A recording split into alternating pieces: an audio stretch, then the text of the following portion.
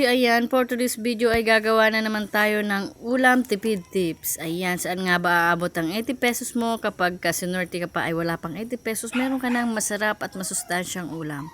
Ayan, sundan nyo lamang ang aking video at malalaman nyo kung paano naging 80 pesos ang masarap na ulam na to. So ayan mga mamshi, ito nga yung mga sangkap na aking gagamitin: talong, hotdog, sibuyas bawang, kamatis at malunggay. O diba? Masustansya na, pasasarapin pa natin. At ayan nga mga mamshi, ganyan ako magluto, isinasabay ko na yung sinaing para mainit ko pang ihahain sa aking mga mahal sa buhay. At ayan nga mga mamshi, nakapagpainit na ako ng kawali at nilagyan ko na ng mantika. So antayin lang natin 1 minute bago ilagay yung sibuyas bawang. Ayan, malupit na diskarte nga lang sa panahon ngayon, lalo na sa mga gustong makatipid.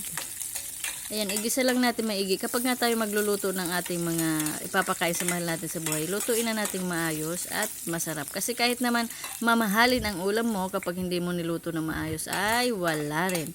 So ayan mga mamsi, ang diskarte pa dito sa pagluluto ay igigisa ng maigi yung sibuyas bawang, antayin mong kumatas para mas mabango, amoy pa lang nakakatakam na. So ayan mga mamsi, nilagay ko na nga yung aking hotdog. Hotdog.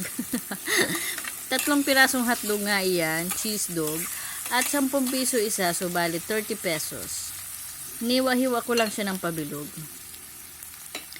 Ayan. So ayan mga mamsi, ilalagay na natin yung kamatis. 2 piraso lang yan, 5 piso. Dito sa amin sa probinsya, minsan libre yan kasi kapag ka marunong ka nga magtanim-tanim, meron kang aanihin. At itong talong naman ay 20 pesos lang yan mga mamsi. 4 na pirasong, hindi naman gaano maliliit. Binalatan ko nga lang at hiniwa-hiwa ko ng pabilog. Ayan. Haluin lang natin. Ayan mga mamsi. Alam nyo, kahit wala kayo sa probinsya kung marunong kayo magtanim, pwede naman ngayon sa paso diskarte na lang ba? At ayun na nga mga mamsi, nilagyan ko na ng pampalasa na asin at ajinomoto. It's up to you kung anong gusto nyo gamitin pampalasa. Diba? Yung iba kasi magic sarap, kinisa mix. So, tansyahin nyo na lang.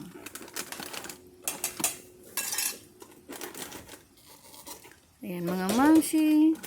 Hotdog, talong. Ayan, takpan muna natin. A few moments later.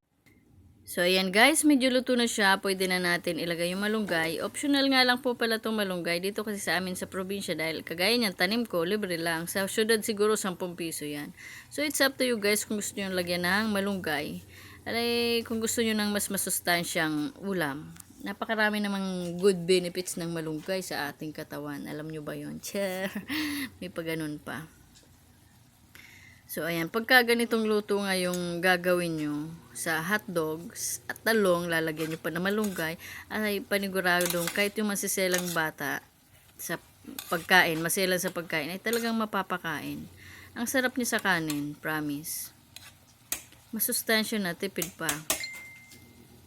So ayan, haluin lang natin siya na maigi.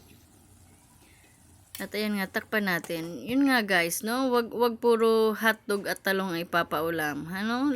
Sa gabi lang yung charing.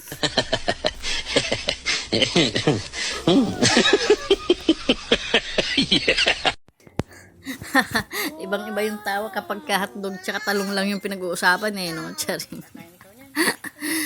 Ay, umayos kayo. So ayan, ito na mga mamsi, luto na siya.